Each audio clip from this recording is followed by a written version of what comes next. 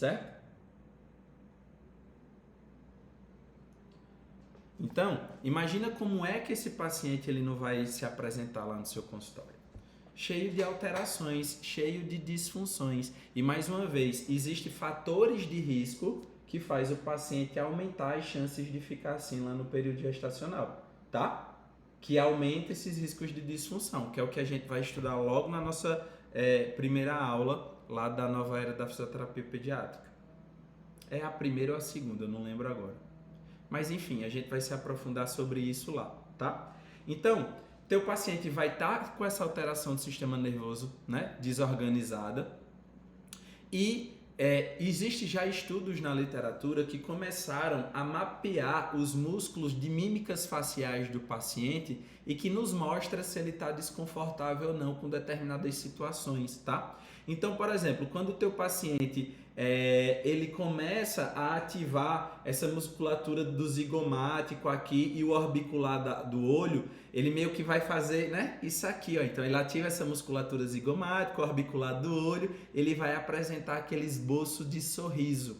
Então isso quer dizer que o teu paciente, ele tá gostando ali daquela situação, ele tá ok. Então o teu paciente chegou no teu consultório desse jeito, com essa expressão facial de feliz, expressando um sorriso, isso é muito bom, tá? Porque vocês vão ver que vai existir pacientes que tem cara de enfesado, a sobrancelha tá franzindo o tempo todo, a testa franzindo o tempo todo, não dá um sorriso, tá? Gente, isso são mímicas faciais do teu paciente que já nos mostra que ele está desconfortável, tá? Ou seja, tem muita disfunção que precisa ser tratada.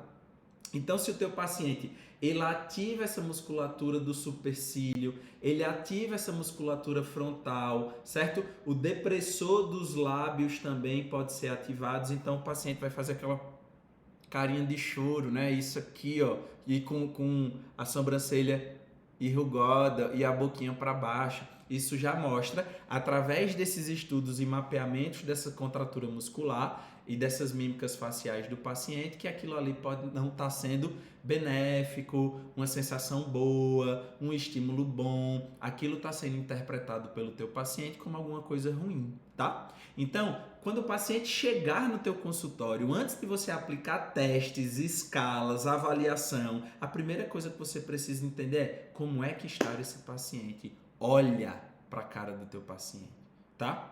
Então, vamos abrir a nossa linha de raciocínio, vamos abrir a nossa mente e a nossa avaliação ela começa muito antes do que só mexer no nosso paciente, aplicar escala de avaliação, aplicar testes específicos. Não, gente, é como um todo, tá? É desde o período gestacional, enfim, a gente vai aprofundar melhor sobre isso lá na nova era. Mas vejam a feição, o rosto do teu paciente, tá? Porque isso diz muito sobre ele. Porque por conta dessas alterações, tá? Por conta dessas posições, dessas posturas não fisiológicas mantidas por muito tempo lá no período gestacional, o teu paciente vai desenvolver essas disfunções de mobilidade.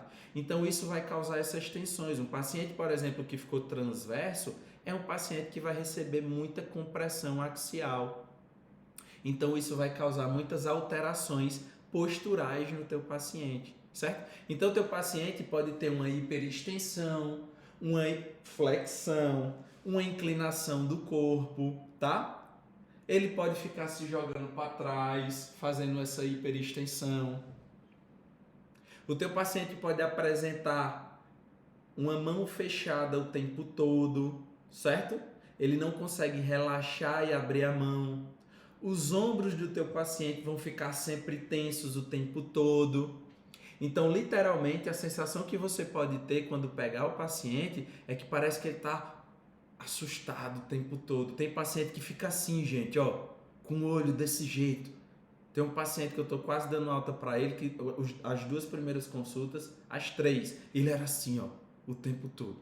O olho arregalado, assustado, em estado de alerta o tempo todo. Só mamava com o ombro lá em cima. As mãos eram cerradas o tempo todo. O pé, na hora de mamar, ficava desse jeito. Tudo isso são alterações posturais. Parem de focar só nessa questão, por exemplo, do torcicolo da cabeça. O teu paciente, ele dá outros sinais de que alguma coisa está errada com ele. Uma delas, por exemplo, que a gente acabou de falar, são essas expressões faciais, tá? Que pode estar sendo interpretado pelo corpo dele como perigo, como algum risco. E aí ele fica o tempo todo. Olha a Flávia colocando, tadinha, minha sobrinha apresenta esses sinais. É muito comum, gente. É muito comum. Sabe por quê? 95% dos pacientes, dos bebês, nascem com essas disfunções, com essas tensões. Ou seja, nós adultos, eu me incluo nisso, e vocês que estão aqui me assistindo, nós somos bebês estragados.